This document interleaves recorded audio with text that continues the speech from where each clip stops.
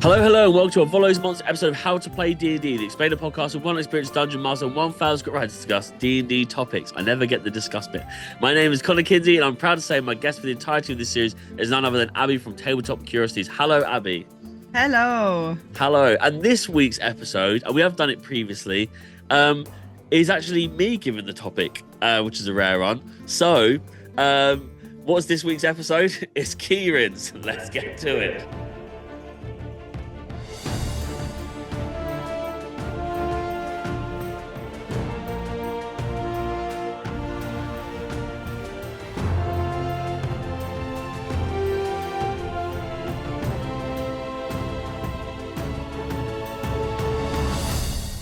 Okay, so today's episode is on Ki-Rins, a celestial unicorn that refused to fight in the First and Second World War. Abby, I'd like to take up Thai kickboxing, but wearing the gloves on my feet for comfort. Is this legal? What am I doing? Oh, it's like one of those like climbing shoes where it's got all of the toes in it. So I'm imagining now you've just got like big red foot gloves on.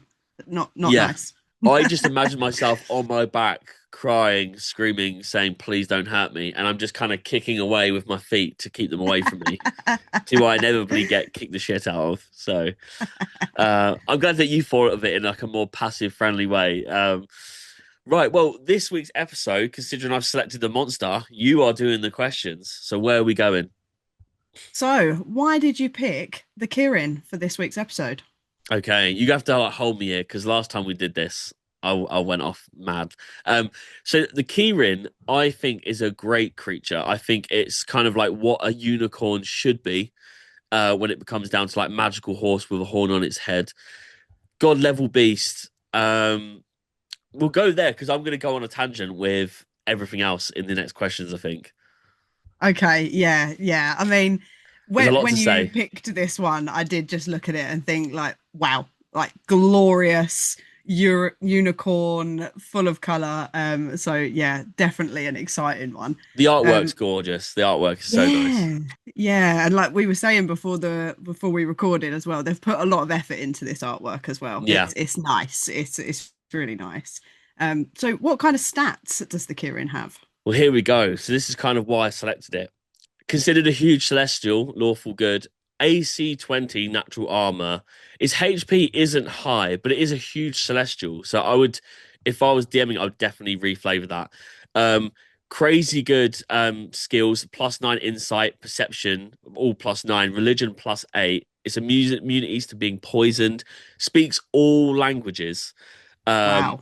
Yeah, it's absolutely insane. Its spell save is DC 17 for announced spellcasting abilities. It has 9 levels of spell slots.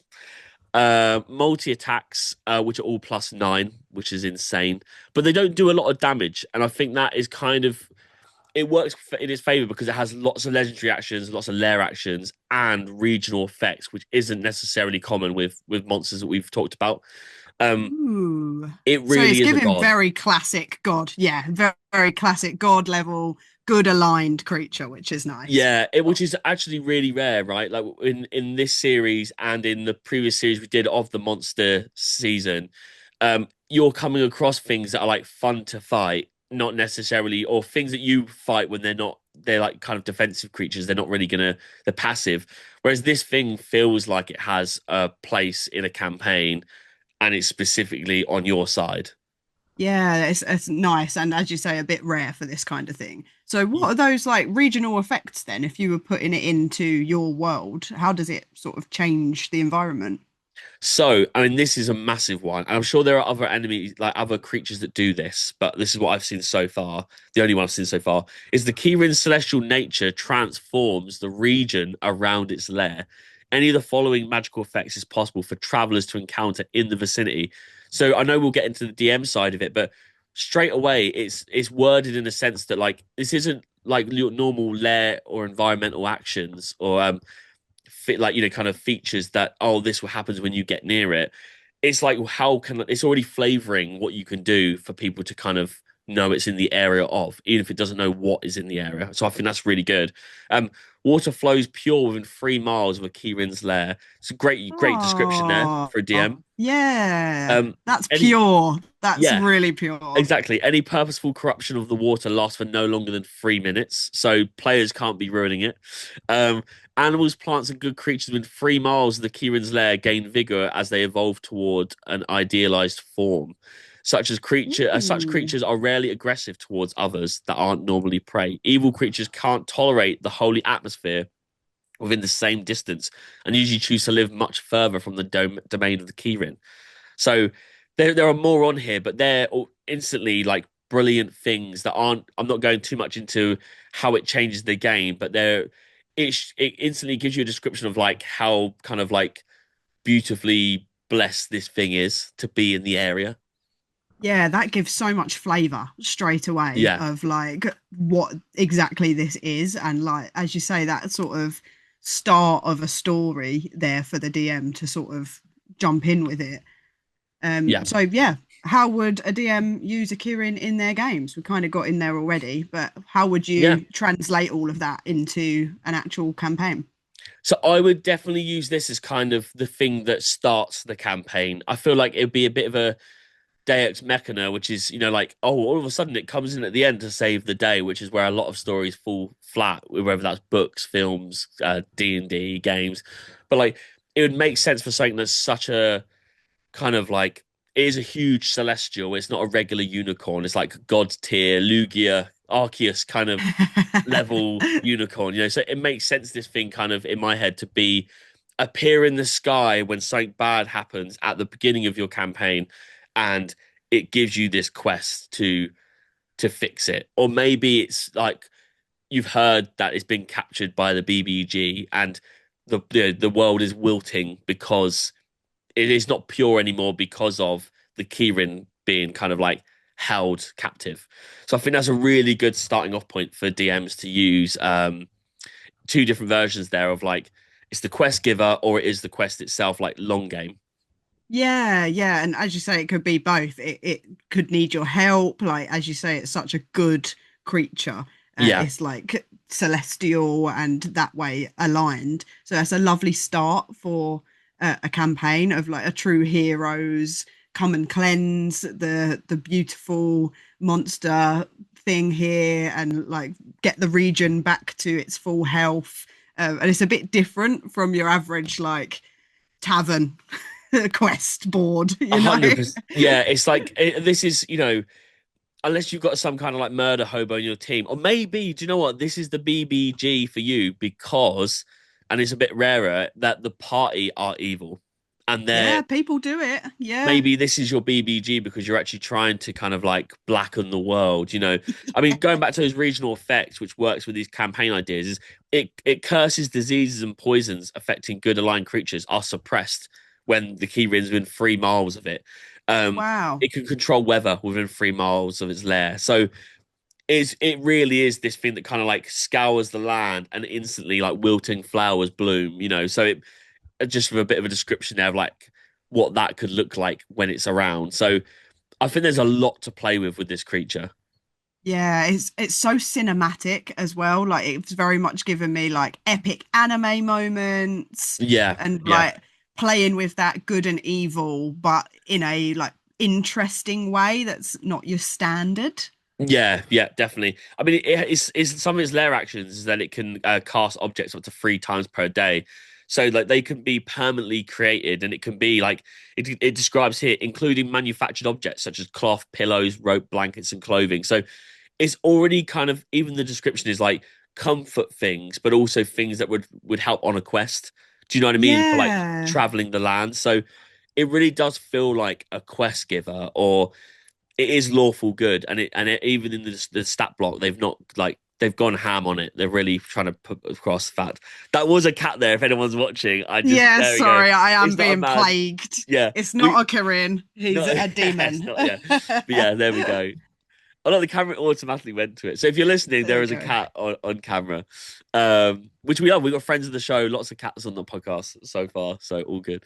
But yeah, I think it's a really good creature to use for kind of like end goal games. I mean, it must be kind of like a higher levels. I'd say like 15 onwards for a party to be coming across this thing, like if it ever had to combat it.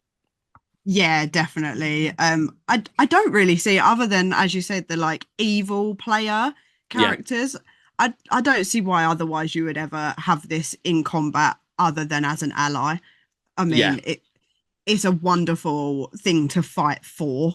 Um, all of that cinematic, all of the like beautiful things it can do. I think yeah. that's a really nice way of getting the party on board with like the hero stuff without it being too on the nose. Yeah, yeah, definitely. It feels like it doesn't feel cliche to use it in that sense because everything about it has been provided so well that it feels right to use it. Do you know what I mean?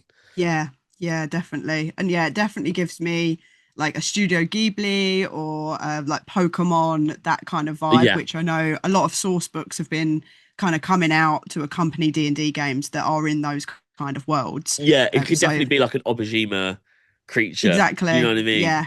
Yeah. Yeah, for sure. Okay. Right, so I guess the last question then that is can you give an example when you used or encountered one? Yeah, sorry, that's my bad. I'm supposed to be No, no, doing the questions today. no, not I'm not. just chatting. I literally throw it on you. So there we go. So yeah, that I've not used it, but I have seen on the rare times I've listened to like a let's play or actual play, um the actual quest was to capture the Ki-Rin.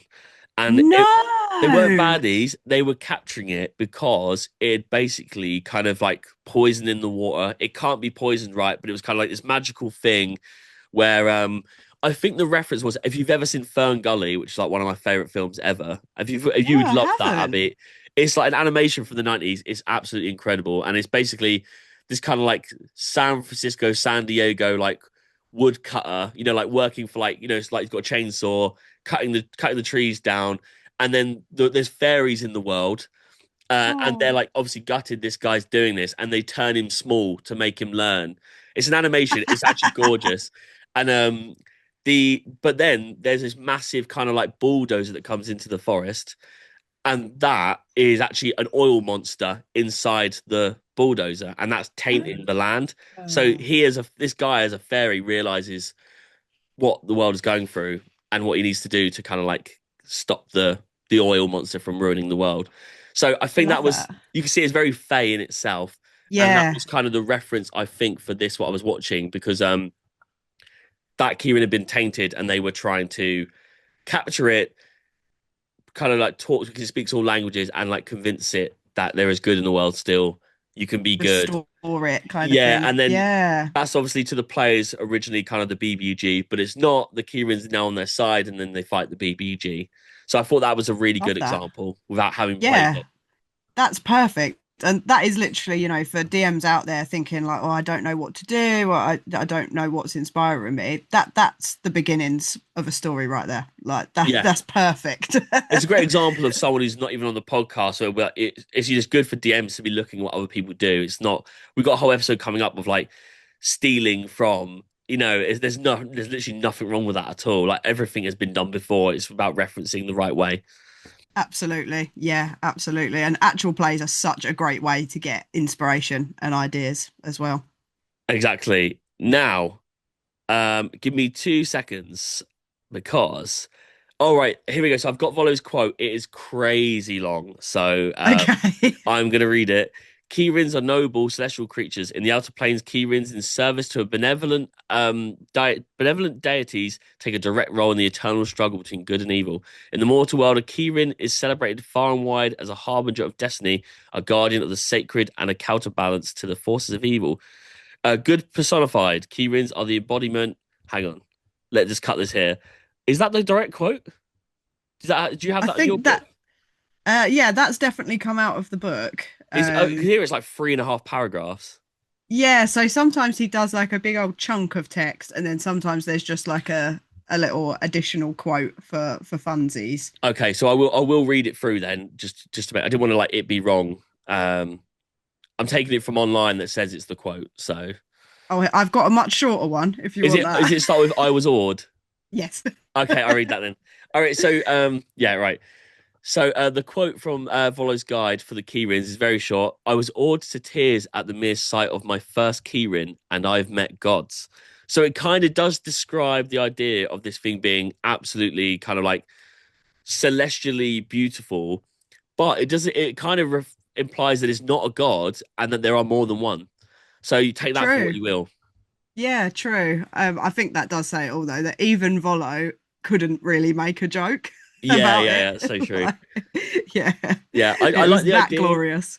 Exactly. Like, I like the idea that like if you think all hope is lost, if that Ki-Rin somehow dies, there's the possibility of another one. Do you know what I mean? Or Yeah, maybe you save the Ki-Rin. That one shot I was watching, maybe they could have saved the Ki-Rin and it like returns it home and there's more of them and you're never expecting that. So there's so much to play with the idea of like ambiguity with this thing being like a god.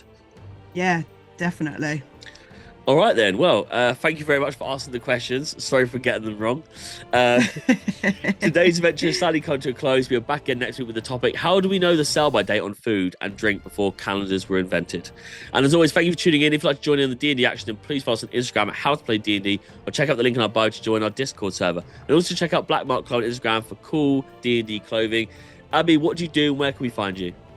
I am a dice maker. I make custom dice and set designs at tabletop.curiosities on Instagram, Etsy, TikTok. And you can see all of our links in the show notes. I've been Connor Kinsey. I've been Abby. Good day.